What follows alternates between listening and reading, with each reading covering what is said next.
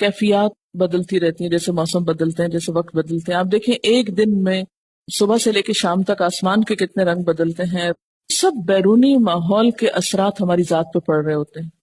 اور جب جسمانی حالت ہماری بدلتی ہے تو روحانی کیفیت پر بھی اثر ہوتا ہے.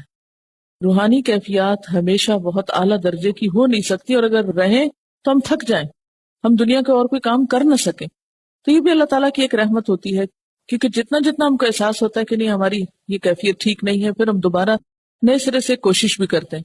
اس سلسلے میں یہ کہنا چاہوں گی آپ سب سے کہ 3 چیزیں ایسی ہیں کہ دن کے آغاز پر ان کی پابندی ہر صورت کریں، اور آپ دیکھیں گے کہ انشاءاللہ یہ نسخہ آپ کو کم از کم اس لیول تک نہیں گرنے دے گا. ٹھیک ہے ایک اعلیٰ درجے کی روحانی کیفیت نہیں بھی ہوگی آپ کے اندر، لیکن تنزل یا زوال کی بھی وہ انتہائی کیفیت انشاءاللہ نہیں آئے گی.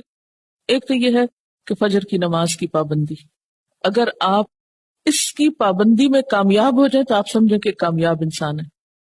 کہ سورج نکلنے سے پہلے آپ نماز ادا کر لیں، فریضہ نماز وقت پر.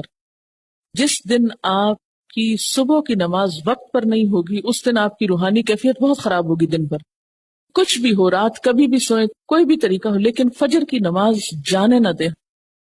جب نماز ہو گئی تو اس کے ساتھ ہی صبح کا مصنون ذکر جو ہے، صبح شام کی دعائیں، وہ نہیں چھوڑیں، کسی صورت نہیں چھوڑیں. اس سے شیطان کے وسوسوں کی روک ہو جائے گی. وَلَا ذِكْرُ اللَّهِ اکبر، بہت بڑی چیز ہے اللہ کا ذکر. اسے معمولی نہ سمجھو، اسے ہلکا نہ سمجھو.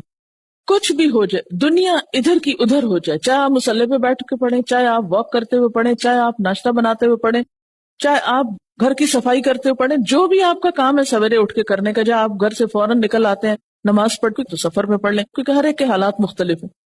دنیا کے کسی حصے میں کہیں بھی ہوں، کچھ بھی کر رہے ہوں، جب تک آپ کی جان میں جان ہے، آپ کو ہوش ہے، آپ صبح کا یہ ذکر نہ چھوڑیں.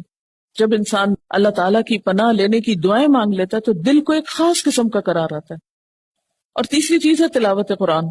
ان قرآن الفجر کانا مشہودا، فجر کے وقت فرشتوں کی حاضری ہوتی ہے، فرشتے حاضر ہوتے ہیں، آپ کا اعمال نامہ جا رہا ہوتا ہے. قرآن الفجر کو نہ چھوڑیں. اور اگر کسی مجبوری، کسی وجہ سے آپ نہیں پڑھ سکے، بعض اوقات ایسا ہوتا ہے نا، خدا نخواستہ ایمرجنسی ہوتی ہے، یا آپ ٹریول کر رہے ہوتے ہیں، یا بچے بہت چھوٹے ہوتے ہیں، کیونکہ خواتین کے ساتھ ایک بہت بڑا مسئلہ یہ ہے کہ جب بچے چھوٹے ہوتے ہیں تو بہت سی چیزیں آپ کے اپنے کنٹرول میں نہیں ہوتی، اور اس وقت عبادات میں اور بچوں کی پیدائش اور تعلیم اور تربیت میں بیلنس رکھنا بہت بڑا جہاد ہے عورتوں کا.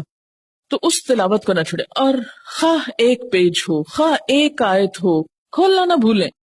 تو یہ جو آپ کی کیفیات ہیں، ان کیفیات سے نبٹنے کے لیے یہ 3 چیزوں کی جو پابندی ہے اس کو لازم کر لیں، اس کو وقت پر ہی کریں.